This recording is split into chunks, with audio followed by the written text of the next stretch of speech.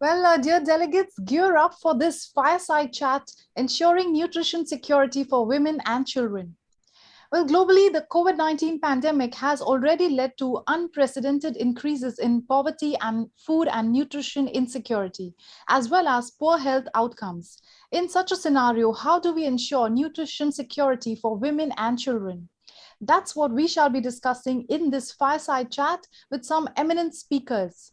A few key discussion points would be changing requirements of nutrition for women and children. Where does India stand?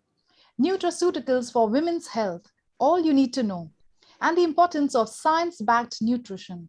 So allow me to welcome our expert speakers today. I welcome Ms. Vanessa De Souza, CEO of Society for Nutrition, Education and Health Action, that's SNEHA. Prior to this, Ms. De Souza was Director, Citigroup Private Bank, where she won the coveted Citicorp Chairman Service Excellence Award in 1989 for exemplary performance. Ms. De Souza holds a postgraduate diploma in public health nutrition. She has been a recipient of the Mother Teresa Social Leadership Scholarship to attend the Strategic Perspectives in Nonprofit Management program at Harvard Business School in 2017. So a warm welcome to you, ma'am. And we are delighted to welcome Ankita Marwaha, Associate Director, Nutrition Science, India and Middle East, PepsiCo, India. Ankita is responsible for heading PepsiCo's agenda on nutrition, health, and wellness, driving research, advocacy, and awareness programs in India and the Middle East. During her 21 years of experience in the FMCG segment, she has been associated with companies like Unilever and Marico Limited.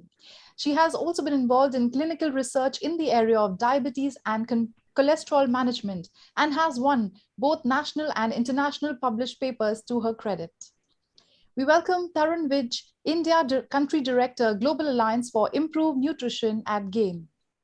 In the past, Tarun has led PATH's global health portfolio in India, executing projects on vaccines and immunization, maternal and newborn health and nutrition, tuberculosis control, diarrheal disease, and much more.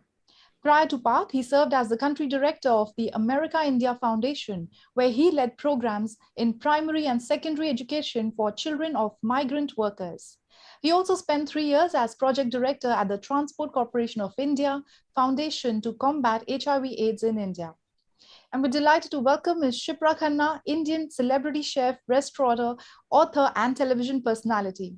Winner of MasterChef India Season 2, Ms. Shipra Khanna's alluring charm as a prolific chef, global television personality, consultant, and a social worker is distinctive.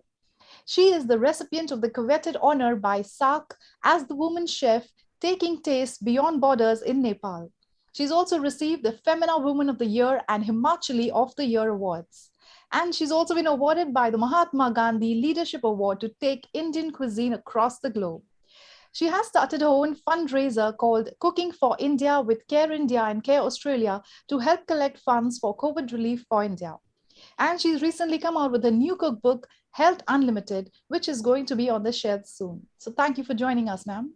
And with great delight, I welcome our panel moderator, Ms. Mugdha Pradhan, functional nutritionist and TedX speaker, founder and CEO of iThrive. Mugdha has spent close to 2 decades in the arena of health and wellness.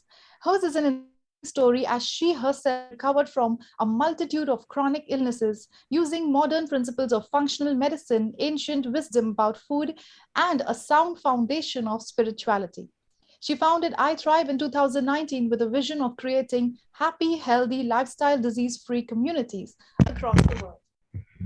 So indeed, looks like we have such a versatile panel today. And now, without further ado, I request Ms. Pradhan to kindly initiate this discussion. So over to you, ma'am.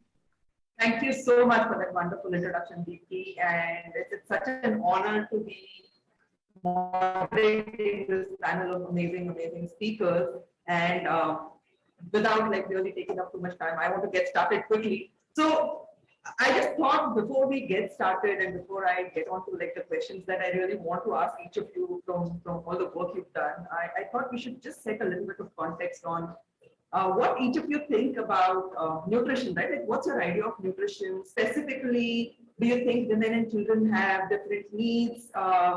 Maybe Vanessa, you could take this question and then we could just go to Ankita and Tarun and Shipra from there. What's your idea of nutrition, and do you think women and children have different needs? Sure. So, Mugdha, given that, I work with some of the most vulnerable women and children in the urban slums, I think when I think of nutrition, I think of having an adequate and well-balanced diet that is easily accessible to these populations, that is affordable, that is appropriate to the age and the lifestyle of that consumer. If we look at India, we look at what we call the triple burden of malnutrition. And when we talk of nutrition in India, even according to National Family Health Survey, where 57% of women are anemic, you have 67% of 6 months to 59-month-old children who are anemic, plus very high levels of underweight, wasting, and stunting, the different forms of malnutrition. And therefore, we look at the burden of what we call the triple burden of malnutrition. Different when we look at the nutrition of women, especially the vulnerable women. We look at pregnant and lactating women, and we think of the foods that are necessary to give them a well-balanced, nutrient-dense diet with adequate iron and folic acid supplementation. And when we look at children, I think we look at children, we look at young children during pregnancy to 2 years of age, which is often called the golden period for building nutrition of children. And there we look at breastfeeding, infant and young child feeding practices like complementary feeding, dietary diversity, adequate meals. So the important thing I think I'd like to say is that nutrition of women and children is very closely linked. I think there is enough evidence now to show that there is an intergenerational linkage between the health of the woman and the health of the child. And therefore, the importance of making sure that women have adequate nutrition pre-conception and during pregnancy, and then that golden period of the first 2 years, so that the child has every chance and opportunity to grow up and reach full potential. So I would really look at nutrition as a very intergenerational issue, as an issue that is focused on making sure that every life stage, whether it's the adolescent, the pregnant woman, or the child, has adequate, well-balanced, nutrient-dense food. Lovely. And really interesting to hear your perspective, and we'll go deeper into the kind of work you've done. But Ankita, your thoughts, and I'm sure you'll have a very different perspective to this. So I just wanted to listen in on your thoughts to Thanks. nutrition. Yes, thanks so much, Mugdha, and really great to be part of this esteemed panel.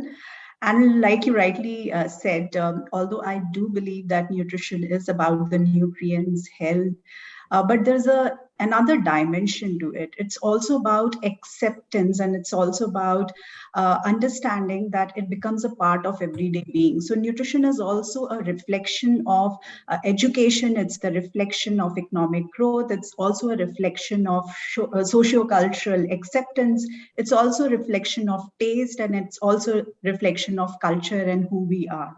So nutrition definitely indicates that how as ecosystem we are growing together.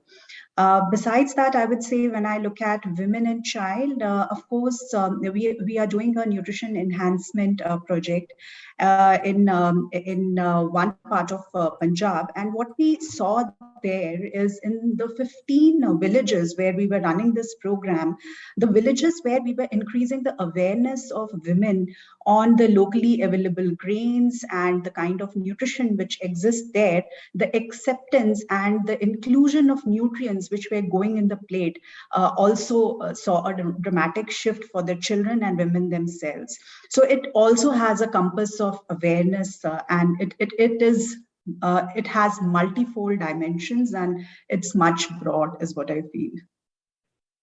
Okay. And Mr. Tarun, what's your perspective on I think, thanks so much for having me. I completely agree with Vanessa and Ankita both, that there is a nutritional aspect also has cultural overtones. There is this whole intergenerational aspect. The nutrition of women and children is inextricably interlinked. The 1,000-day window that Vanessa talked about, and the intergenerational nature. I just wanted to add a couple of things. One is there is an increased availability of processed foods. There is rapid urbanization and changing lifestyles. These have led to shifting dietary patterns. People are now consuming more foods high in energy, fats, free sugars, and sodium. And so many people do not eat enough fruits, vegetables, and other dietary fiber, such as whole grains. So the second point I wanted to make is healthy diets will not automatically increase nutrition. There are other factors in play as well. Appropriate access, affordability, and malnutrition is a consequence of poor quality water and unhygienic practices while handling food, in addition to the consumption of the non-nutritious food varieties. So let me pause here. Lovely. And your perspective is something that I battle with on a daily basis, right? Because I have to work with people who are like perfect fits into the entire category that you just described. But over to you, Shipra. What's your idea of nutrition?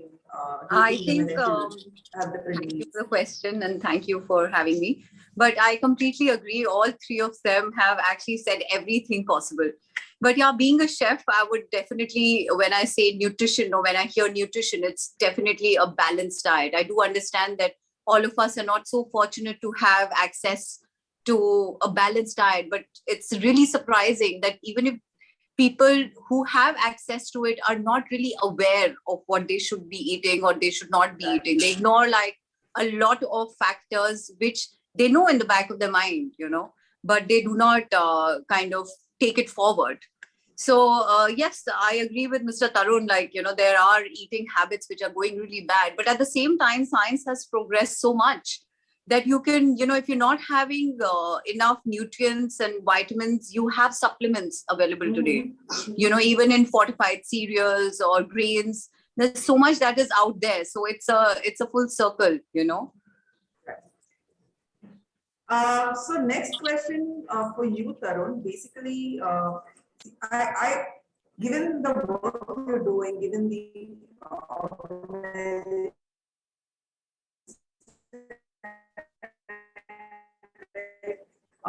where does India stand compared to other developed? Given the work you've been doing, where does India really stand in terms of nutrition? Thanks, Mugdha. Thank you for the question. Let me rattle off some numbers very quickly in the interest of time. So with a population of 1.3 billion, India is the second most populous country. We are the world's largest producer of milk and pulses and ranked the second largest producer of rice, wheat, sugarcane, groundnut, vegetables, fruit, and cotton. While achieving food sufficiency in production, India still accounts for a quarter of the world's hungry people and is home to over 190 million undernourished people. The NFHS survey 2019-21 gave the number 7.7% of children being severely wasted, 35.5% stunted, 67.1% of the children under 5 were anemic, and this was up from 58% in the previous survey. 57% of women of reproductive age are anemic in the country, and India was ranked 101 out of 116 in the Global Hunger Index in 2021. The nutrition burden imposes about $10 billion annually in terms of lost productivity, illness, and death. The Indian diet is significantly low in fruits, legumes, nuts, fish, and dairy that are crucial for optimum growth, development, and prevention of non-communicable diseases. So I think where we are today, there is an urgent need to transform food systems to deliver better nutrition for all, especially the most vulnerable. I completely resonate with you, Mr. Tarun. Ankita, the next question for you. So you've been part of the corporate world for a while, and what role do you think the corporate sector plays in tackling malnutrition? Do you think there's a role at all? If there is, then what's that role? given I would say, the dramatic numbers we just heard from Mr. Bridge? yeah, sure. So I would say that corporates have such a huge employee base. So the kind of culture and the kind of environment we set there, we are not just contributing to the employees, but we are contributing to the families and societies at large. Because the tone setting and the modeling, behavior modeling starts from there itself. So I'll give you some specific examples. We all know that COVID led to so much of mental health issues and concerns, and WHO highlighting it, and multiple national bodies highlighting it. At an organizational level, what we saw is that besides these expert sessions and talks, our leadership started demonstrating that behavior, that you can express yourself completely. So they started talking about the mental challenges they were facing in open town halls, in one-on-one manager conversations. They started showing compassion, and the dialogues were there were women groups which were set, where the sisterhood was promoted and women were talking about their issues. And besides that, we saw that it led to a lot of employee expression coming out, and people were now more comfortable talking, and that translated in their homes and how they were interacting with their spouses and their children as well. So that's one example. And the second example, I would say that we had done a consumer research, and like Tarun mentioned, what we found is in these 1,000 consumers, only 2% of them were aware what whole grains really are. And we wanted to start with our own organization and start educating our employees to make whole grains a part of their everyday diet. And besides that, what we also did is we launched a program called Quaker Bowl of Hope, where the employees were serving the underserved. So they were donating these whole grains. So it was not just about some alien concept or a nutrition knowledge which is happening, but it is getting circumvent, and it's getting interwoven in everything which they were doing. So more and more, I think initiatives like these happen in the corporates that gets translated all across, is what I feel. Yeah. So we definitely, corporates do play a lot of role there. It was an answer that I did not expect to hear. Beautiful that we took it down right to the employees and their families, and like the interpersonal relationships itself at work that could actually make a difference. Vanessa, the next question for you, because I know you've been doing a lot of work with your organization. How are these government schemes? There are different government schemes. Like I remember reading up that even you and your organization partners with the Under scheme. So how are these government schemes helping in tackling issues around malnutrition, especially amongst women and children in marginalized communities? Right? So since you've been doing so much work around it, I just wanted to kind of share your perspective, learn about it. The audience will learn as well. Sure. So actually, I think, Mugdha, really, if you think about, we just rewind a little bit. I think the National Food Security Act has really made a paradigm shift in addressing food security and actually moving it from a welfare to a rights-based approach. Under this act, 75% of the rural population, 50% of the urban population is entitled to subsidized food grain. And, it also has a life cycle approach with very specific focus on pregnant lactating women, children 0 to 6 years, especially malnourished children, IFA supplementation for adolescents. And of course, the government maternity scheme, the Pradhan Matru Vandana Yojana. So I think from a policy point of view, I think the government has done a good job. And in fact, the Mission Poshan 2.0 actually combines all these programs along with Poshan Abhiyan, which we know is the central government's mission program. If we look more recently at the pandemic, and I think that's the time when, we saw a huge food insecurity across the country. I think the Pradhan Mantri Garib Kalyan Anna Yojana actually helped to provide 5 kgs of grain per month free from April to November 20, and again in the second lockdown from April to November 21. And actually, if you think about it, food really became the safety net in the pandemic. So I think the challenge, of course, was, so while there was plenty of rice and wheat, the challenge was there wasn't enough of other food items like, oil and protein and etc. If we look now at the Anganwadi, the ICDS program, and which is focused on the life cycle approach, Again, this is the largest community-based nutrition program in the world that is responsible for providing supplementary nutrition, growth monitoring, home visits, education, counseling on nutrition. There is actually no very systematic evaluation of how the ICDS has fared as a whole. And that's also because different programs have rolled out the ICDS, the coverage is different, they've rolled it out to different degrees. But we do know that in states where the ICDS has been rolled out systematically and there is good coverage, we do, especially areas like Orissa and some of the southern states, we do see definitely better indicators of nutrition in women and children in those states. But let's look at some of the specific aspects of the ICDS and the gaps. I think the first is the composition of the supplementary food. So there is a take-home ration and hot cooked meal. And for one, I think there is a challenge of, composition of sugar, the protein composition, which I think needs to be revisited. We also know from evidence that the nutrition requirement of a 6 to 23-month-old baby is different to a 2 to 6-year-old, but the food that is available to these children is pretty much the same. The quality is a challenge, and these take-home ration and supplementary foods are typically, in the hot cooked meals, are typically made by state-run companies. It could be self-help groups. It could be a frontline worker given money and asked her to prepare food. So therefore, the accountability mechanisms, the scope for corruption is very high, and therefore the quality is questionable.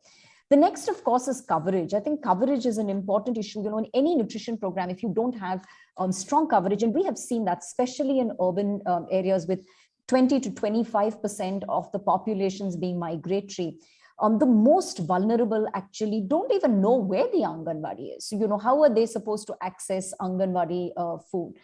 And the other interesting thing is at no point has the government ever taken feedback from these client populations. What is their perception of this, the food supplement, the services provided by the ICDS? Is it something that really aligns with their own dietary habits? We know how diverse India is in terms of dietary habits. Are they comfortable with the safety and the quality of the food? So I think, if you look at countries like Mexico that have done a very good job of making sure they've taken feedback from client populations and integrated into the programs, you see far higher success rates of the nutrition program. But having said that, in vulnerable areas, for example, we work in a very vulnerable ward of Mumbai called the P North ward. And we have seen that from baseline to end line, which is 2016 to 19, if you work very systematically with the ICDS, we have been able to take up services from 9% in the population to 46%. So, there is evidence to show that you can improve services as well.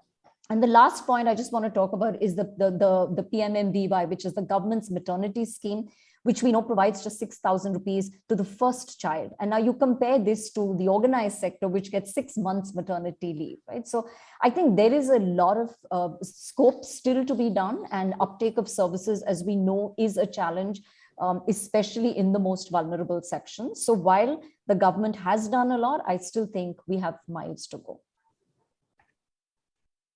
Good to hear that. But yeah, I know it's unfortunate. Like even when we were doing, like when I did my master's in nutrition, we had to work with the Anganwadi workers to kind of come up with recipes and all of that. And the challenge was really the access and like making sure the stuff reached people who it was intended for. Right. So they're wonderful schemes, but challenge is not track together. Shipra, the next question's for you. I mean, you are amazing with like working with food and like just making magic happen there. So if you had to design a food plan to improve nutrition in young children that was, palatable, it was also economical and also scalable, what would that look like? Like if you ever like thought of, that's my dream to do that. I just thought of asking this to you. Yeah, actually, I've traveled a lot and I've researched a lot on food. And I think the best and the most balanced diet is an Indian meal, because you have carbohydrates, you have proteins, you have vitamins, you have calcium, you have, the entire Indian thali, no matter which region it belongs to. It's quite balanced.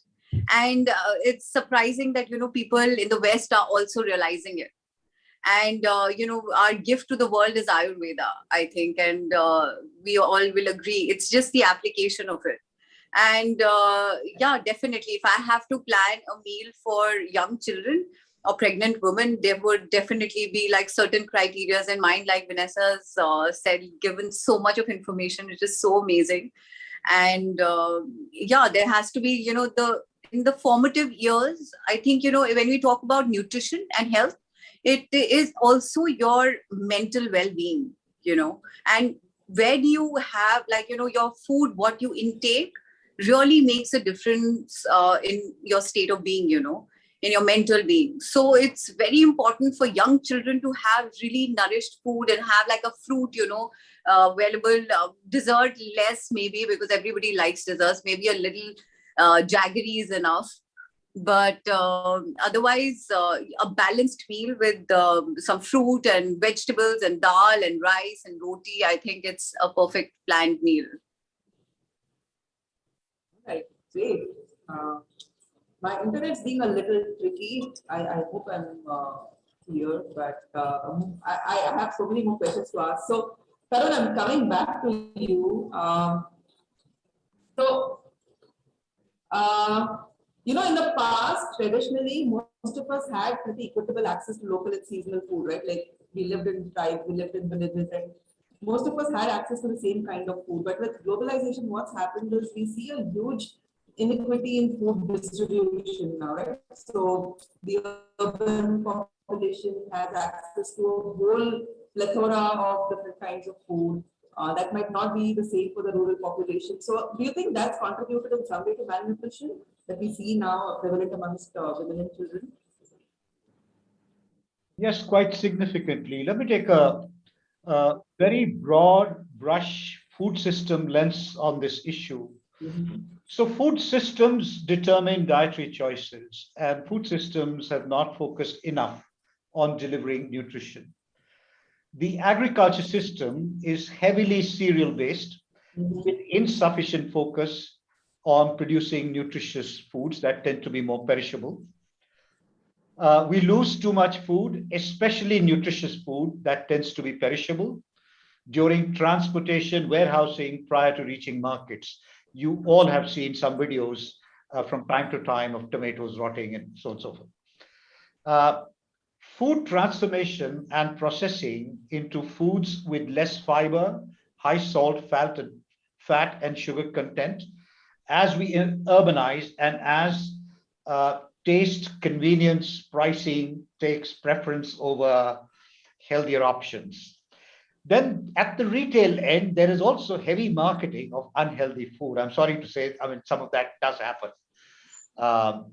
So resultantly, nutritious foods are less available, less affordable, less desirable, leaving consumers with less real information and less real choice, resulting in poor diets.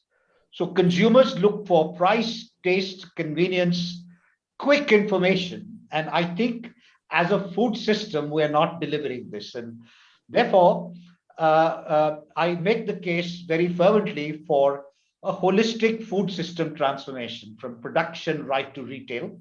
And there are several things that can happen, but this will involve not only government, civil society, but also the private sector, small, big, and large.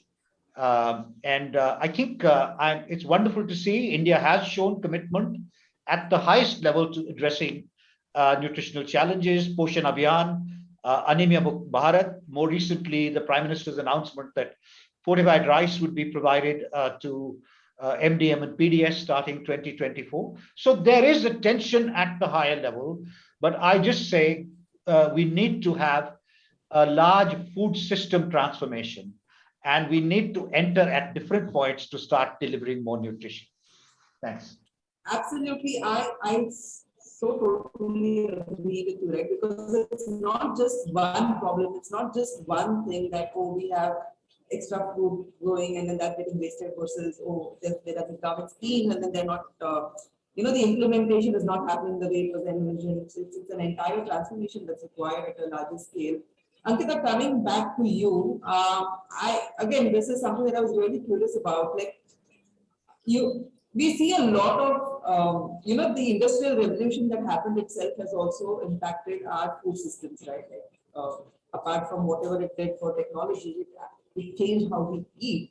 And do you think that industrial revolution itself contributed in some way towards the malnutrition we perceive in today's times, especially amongst children? I mean, I have my perspective on it, but I wanted to hear your thoughts on this.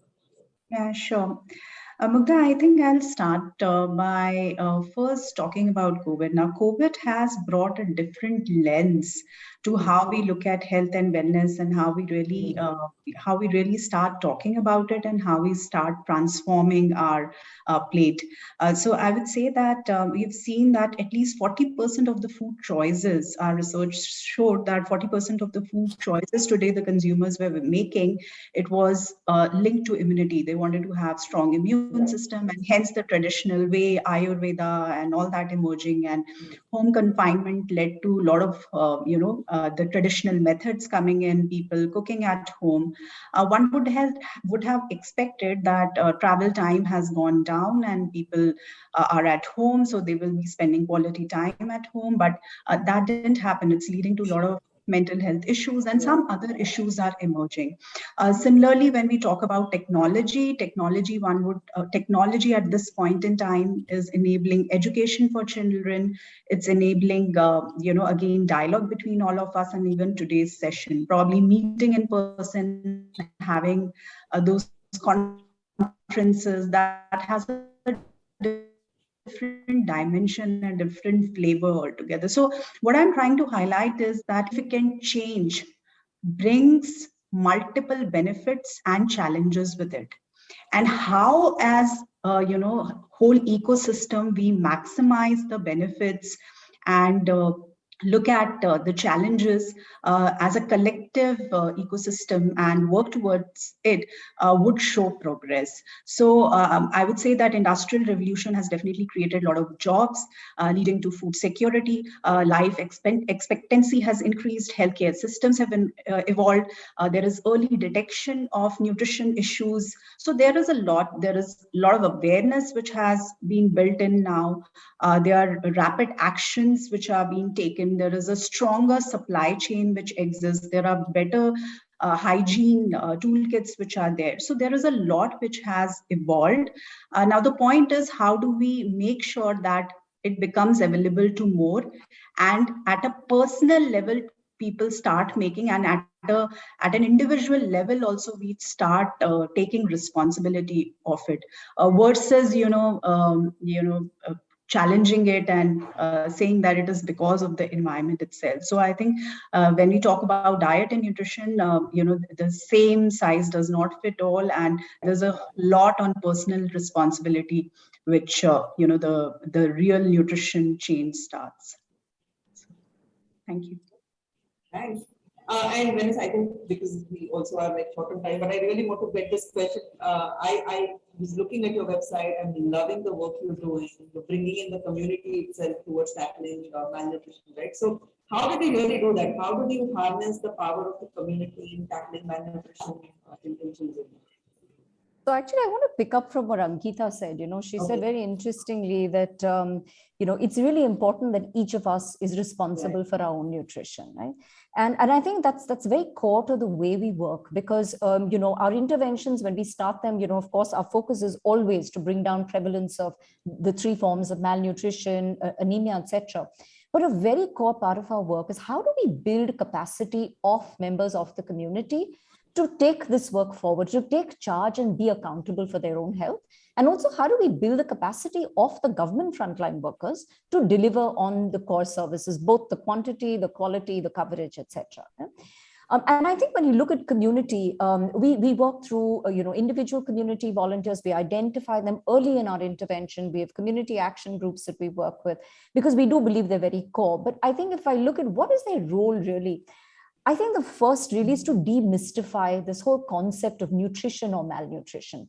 The most vulnerable don't have the education levels, they don't have access to the kind of information that more literate people will have.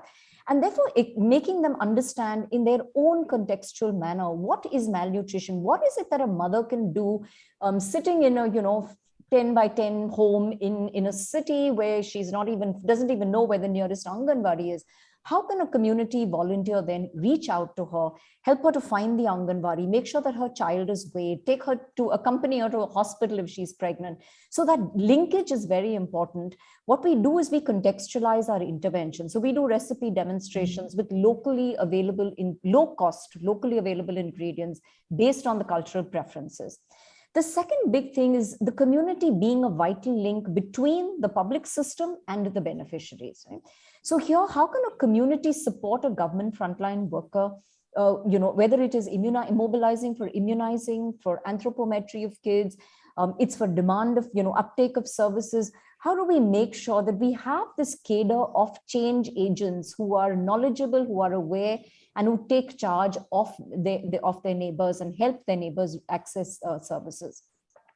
The third thing I'd like to talk about is the demand side. I think, while one side, we certainly do look at implementation of government schemes, I think demand is equally important. Demand generation can actually ensure that the government does provide quantity and quality.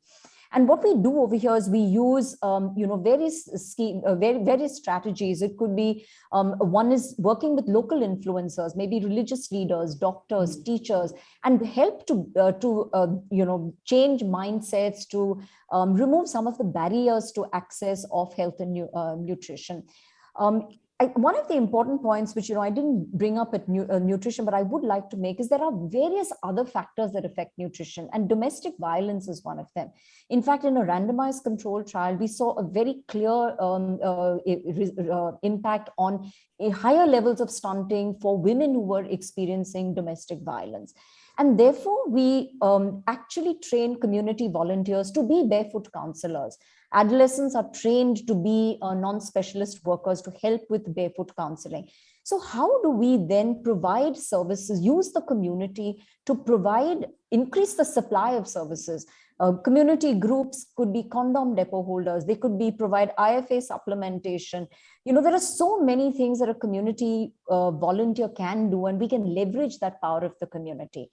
And I think last and most important is to make sure that that collective responsibility is built in the community, that each of them is responsible not only for their own health and the family's health, but also for the health of those around them. So I think if you can build that kind of collective responsibility, we can really leverage the power of volunteers in the community. Beautiful. I'm really amazed by this, the entire process that's going on, right? Because even in the work I do, we keep looking at how we could harness the power of the collective, right? Because, one person undergoing a change, undergoing a transformation, making a change. Of course, the people I work with are very different from the people that you work with, Vanessa. And, sometimes when I hear you narrating, like, I'm like self-care and all of that, and I'm like listening to you, and then like, self-care is such a powerful, like there are the resources also, right? Self-care. But anyway, lovely listening to you speak, and I think it's the collective coming together, kind of, it's an all for one for all that really eventually makes the difference. Shipra, this question for you, because you spoke about fortification of grains and cereals, and again, like I said earlier, you're someone who does magic with food. So, what's your opinion on really using fortified grain cereals in cooking? Do you really think it adds value? Does it actually change how that food tastes? What has been your experience with it? I would like to firstly take the same thread as Ankita and Vanessa forward. When they say that, it's an individual's responsibility when it comes to health and nutrition, and I do agree. So during the lockdown, which was like literally 2 years back, and I just thought, being a chef, I felt that it's my responsibility with whatever little knowledge that I have, which is just a drop in the ocean, especially after listening to all of you. You're doing some amazing work, and I'm just a chef. I cook food because I love food. And my whole message during the lockdown, the only, thing that I stood by is that, not everybody knows everything, right? And not everybody is educated, but basic just basic understanding of how important health is, and that you have control over this. You don't have control over the pandemic or how it's coming or how it's going, how long it's going to stay, but you do have this, control over your own health and well-being. And that, as an individual, I actually feel that, the woman of the house has control, and because she can manage the kitchen and she can do this and she's taking care of the entire family. So if she is made aware that health is really important, and these things, I mean, I see things like small little things like, say, lemon or turmeric or garlic. These things are really good for your health, and these are the things which are actually used in medicinal purposes also. But just highlighting that these ingredients are a must-have for for certain diseases as well, or keeping diseases at bay, for example. So just putting and highlighting that, I started writing a book. I started making like health booster shots, which went on social media and all that, and started writing a book called #HealthUnlimited, which is really close to my heart. It's really basic and simple, but it just highlights everything that you need to eat in a daily diet, if provided. But I do understand, like in cities, you don't have time, you're running around. And if you're doing like so many things, multiple things, like all of you guys, it's really, you have less time in hand. I do understand that, when like Ankita said that, or Tarun, Mr. Tarun, he said that, you do not have access. You are more westernized, because you have like these imported things and you can afford it, you can buy it. But what about the lost grains we already have in India, and we've been having like for ages now, like jowar, bajra, ragi, which are really good for your health as well, of course. And they are, some give you internal heat in the body, some give you energy, some give you like so much of proteins. So there's certain things, and like India is a vast country. It is so difficult for one single thing to penetrate deep inside. It's impossible, because because of cultural differences, regional differences. There's so many things you got to take. Even the government, as planned as the things that they're doing, it's just so difficult for just one person to reach. But like Vanessa said, yes, you do need responsible citizens or people to come up and say that, okay, fine, we volunteer and we take charge and all, but that's it's India, we think differently. Maybe in the West, like Mr. Tarun said, you have like so much of wastage of freshly produced, the fresh produce. But see, if you see in Netherlands, they take all the garbage, they put it and they turn it into energy. So things like that, if it comes to our country, our country is beautiful, of course. And yes, access is, yes, it's difficult, because sometimes, when you're traveling, for example, I'll give you a very simple problem.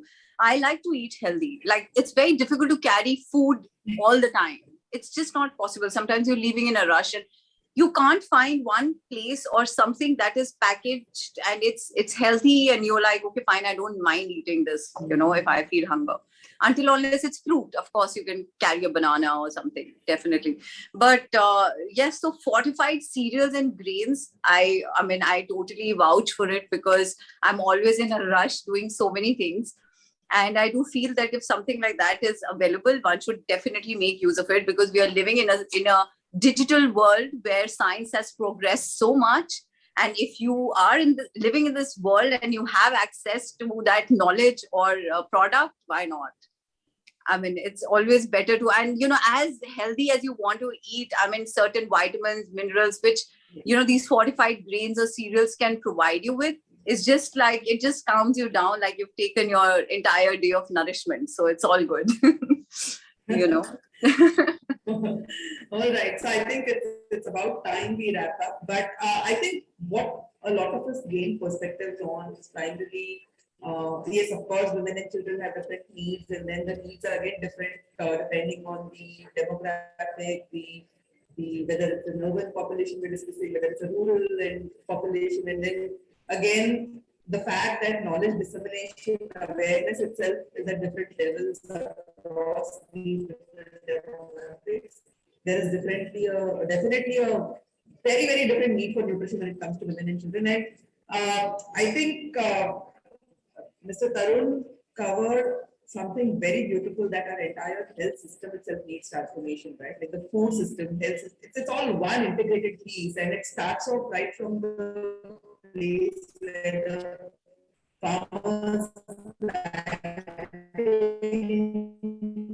seeds and how he's treating his plant, this pesticide, what's it happening to the food, and then how it's reaching people, and then like beyond that, right, how is it being distributed? So wonderful. And then Ankita, of course, you brought such amazing points in about even how corporates have done this in the lockdown, how they actually made it more about the employees, the interpersonal relationships, and all of that, and how the collective. And I think both Vanessa and you brought that point across very beautifully, that it's really the collective, right? It's the community that's going to eventually make a large scale difference. And Shipra, I love your perspectives on nutrition, because often when, like, in the work I've done, I interact with a lot of people in the food industry, in the food business, not just the patients I work with. And often I find actually a lot of chefs are extremely focused on the food, the taste, the color, how it looks. Is it new? Is it creative? Very rarely do I come across someone who's like so focused on the nutrition and that aspect of it as well. So really, really happy to hear that from you. Anything you want to add, anything that I forgot to ask, or a pointer that you want to add as we wrap up this conversation? So Mugdha, I'd just like to add one point. While we've talked a lot about nutrition, I think, there are other correlated factors when it comes to the health of women. So for example, especially in a more marginalized, sorry, I keep going back to that because that's, the focus right now. But I think access to family planning, resources and information is very important. Again, in our communities, we've seen that unintended pregnancies or very low, minimal spacing, less than 2 years between children, has shown has led to greater levels of stunting. And therefore, providing that access, that information, providing access to maternal education is another thing. We've again seen correlation between the level of maternal education with the levels of stunting. So mothers have gone through 10th grade or higher actually end up having lower levels of malnutrition, stunting in children. So I think the point I want to make really is that nutrition is not just about food. It's a multi-sectoral approach that one has to take. You have to look at education, health, like Tarun said, you need to look at water, sanitation, hygiene, menstrual hygiene, domestic violence. So besides, one has to look at food systems, like Tarun said, but you also have to then adopt an even wider lens of, multi-sectoral approach. And I think that's a focus that I think, we often miss. Even if you look at the government's nutrition program, it is quite siloed, focused on nutrition, but, the different departments need to really talk to each other and work on all these socioeconomic, the indicators that impact nutrition of women and children, or the social determinants. Great. This was an absolutely lovely conversation, and I think it's about time we end it. Thank you so much for your inputs and your perspectives. It's really just it was a pleasure. Lovely being part of this. All right. Thank you, Mugdha. Thank you. Thank you so much. Bye. Lovely Thank meeting you, everyone. Thank you, Ms. Mugdha, and thank you to all our speakers for that very wonderful chat. Our delegates sure had a lot of takeaways from it. Well, dear delegates, coming up is our next session on nutrition goals, so stay with us.